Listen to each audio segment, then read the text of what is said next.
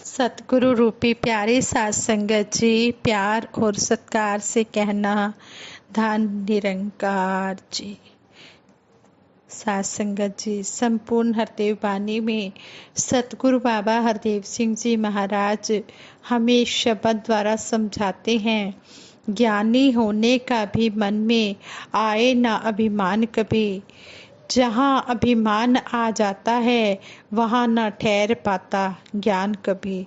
सात संगत जी, सतगुरु सच्चे पातशाह सतगुरु बाबा जी हमें इस शब्द द्वारा समझा रहे हैं कि अगर जरा सा भी सूक्ष्म सा भी मन में अभिमान आ गया तो ये ज्ञान जो है ये मन में टिकेगा नहीं, जो हमें अनमोल ब्रह्म ज्ञान सतगुरु ने दिया है। सतगुरु कहते हैं कि इस अनमोल ब्रह्म ज्ञान को लेने के बाद हमने जरा भी मन में हंकार नहीं आने देना है। जहाँ पर हंकार आ जाता है वहाँ पर ये ज्ञान नहीं टिकता है। जहाँ हंकार होता है वहाँ भगवान नहीं होता, और जहाँ भगवान होता है वहाँ फिर हंकार नहीं मन में आ सकता। जब ये परमपिता परमात्मा निरंकार की हमें पूरी तरह से समझ आ जाती है, ये हमारे मन में बस जाता है, तो फिर हंकार आ ही नहीं सकता है। कबीर दास जी भी कहते हैं, जब मैं था तब हरि नहीं, अब हरि है मैं नहीं। कहने का भाव कि जब मेरे मन में अहंकार था तब मुझे परमात्मा नहीं मिला, और अब मैंने परमात्मा को पा लिया है तो मेरे मन से ये अहंकार निकल गया है। अहंकार जब तक नहीं निकलता तब तक ये परमात्मा भी मन में प्रवेश नहीं करता। ऐसे ही दासी एक स्टोरी आप जी के चरणों में शेयर करने जा रही है। आप जी परवान करें, अगर कोई गलती हो जाए तो क्षमा करें। कहते हैं, एक राजा हर रोज भगवान महावीर के दर्शन करने आता था, लेकिन उसे अपने राजसी धन वैभव का बहुत अहंकार था। वह जब भी वहां आता तो अपने साथ धन हीरे जवाहरात आदि लेकर आता था। राजा के इस वैभव प्रदर्शन को देखकर भगवान महावीर उससे कहते कि राजन, इन्हें गिरा दो। महावीर जी के वचन सुनकर राजा उन रत्नों को वहीं गिरा देता। ऐसा कई दिनों तक चलता रहा। एक दिन राजा को बहुत गुस्सा आया कि वह तो प्रेम और श्रद्धा से महावीर जी के लिए रत्न और कीमती वस्तुएं लेकर आता है, और महावीर जी उन्हें स्वीकार करने की बजाय हर बार गिरा देने की बात कहते हैं। राजा सोचता कि एक ना एक दिन महावीर जी उसके दिए उपहारों को जरूर स्वीकार करेंगे। एक दिन राजा ने अपने मंत्री से इस घटना का जिक्र किया, तो मंत्री ने उन्हें महावीर जी को सिर्फ फूल भेंट देने का परामर्श दिया, सलाह दी कि आप महावीर जी को फूल भेंट करना। मंत्री की बात मानकर राजा इस बार भेंट में देने के लिए फूल लेकर गया, लेकिन महावीर जी ने हर बार की तरह राजा से फूल को भी गिरा देने के लिए कहा। यह देखकर राजा निराश होकर लौट आया और सारी बात अपने मंत्री को बताई। मंत्री ने जब सारी बात सुनी तो फिर मंत्री ने कुछ सोचते हुए राजा से कहा कि इस बार आप महावीर जी के पास खाली हाथ जाएं। अगले दिन राजा महावीर जी के पास खाली हाथ चला गया।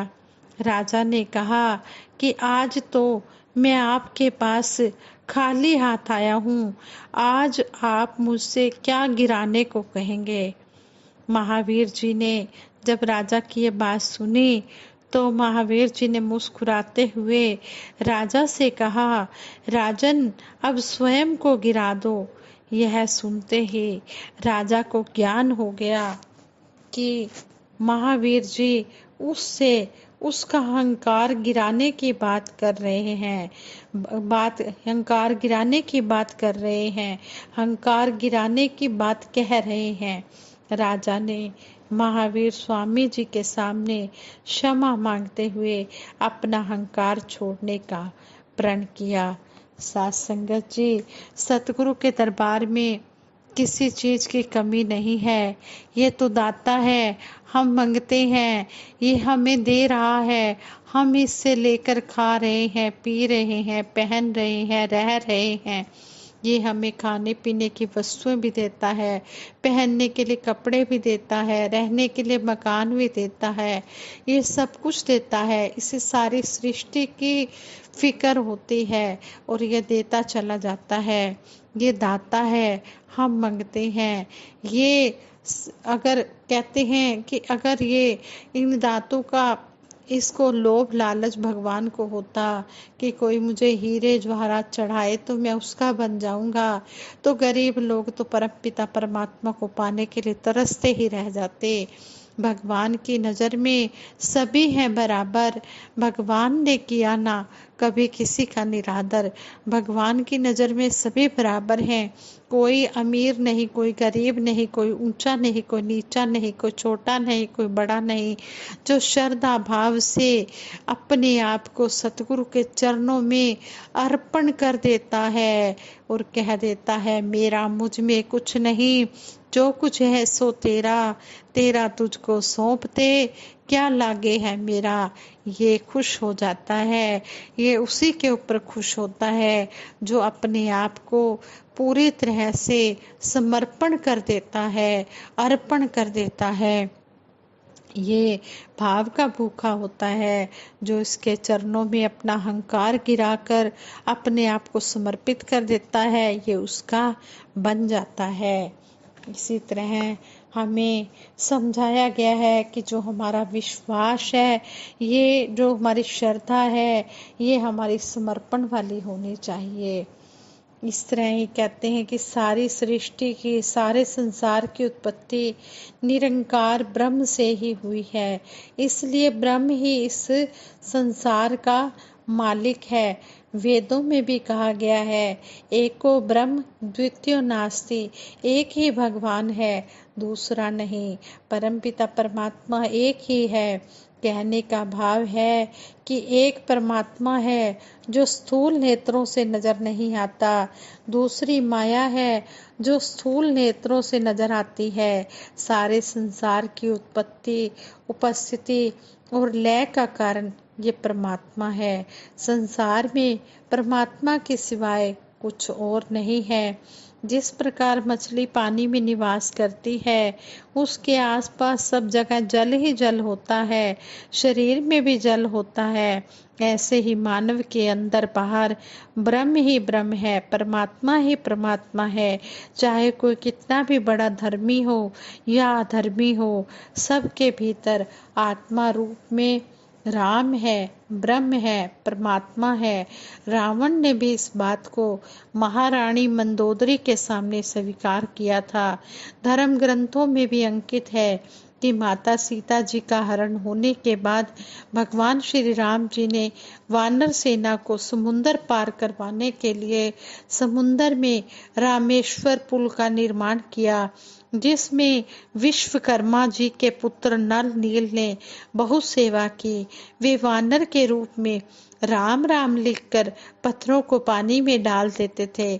सब पत्थर जिन पर राम का नाम अंकित था, वे पानी में तैरने लग जाते। इस तरह समुन्दर में पुल का निर्माण हुआ। कहा जाता है कि यह समाचार जब रावण के पास गया तो रावण ने अपनी सेना का मनोबल बढ़ाने के लिए कहा, इस पर तुम लोग हैरानी मत करो, पत्थर को ही पानी में तैराकर राम ने पुल बनाए हैं, पत्थर को मैं भी पानी में तैरा सकता हूँ। रावण अपने मंत्रियों और निकटवर्ती लोगों को साथ लेकर समुन्दर के तट पर पहुंचा और एक बड़ा सा पत्थर उठाकर उस पर रावण लिखकर समुन्दर के जल में डाल दिया। पर पत्थर पानी में डूबा नहीं, वह पत्थर पानी में डूबा नहीं बल्कि तैरने लगा। साथ में गए, जो साथ में लोग गए वो भी इस बात को देखकर हैरान हो गए और रावण की जय जयकार करने लगे।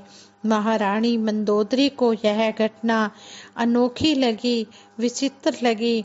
उन्होंने एकांत में अपने पति रावण से पूछा कि आपके हाथ से छोड़ा गया पत्थर कैसे तैरा? यह शक्ति आपने कब प्राप्त की है? इस क्वेश्चन पर महाराज रावण दाएं बाएं देखने लगे, क्योंकि सही उत्तर देने से उन्हें नीचा देखना पड़ता।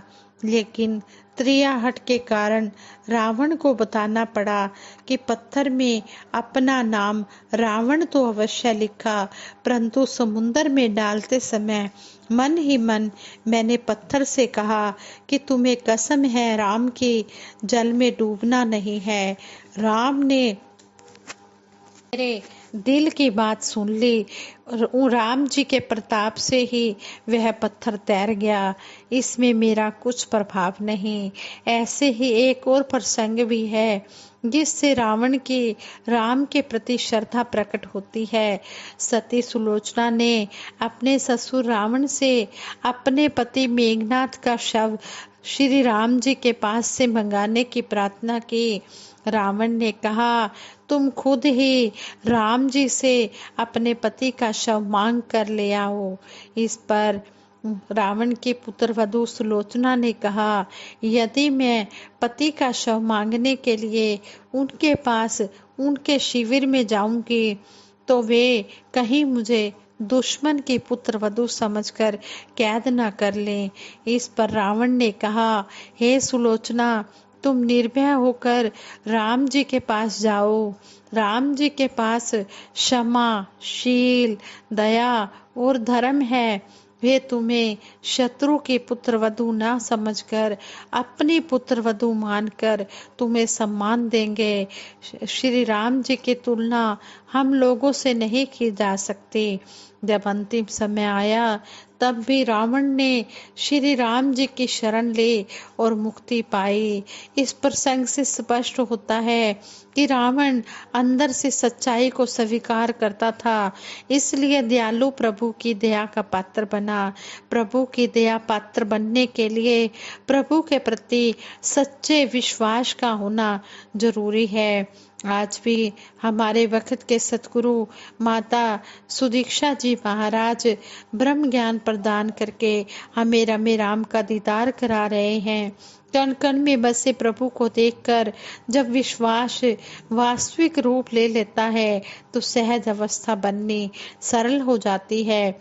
मछली के आसपास स्थित पानी की तरह निरंकार बाहर अंदर विद्यमान है, जो कहीं आता जाता नहीं है, शरीर ही आता जाता है।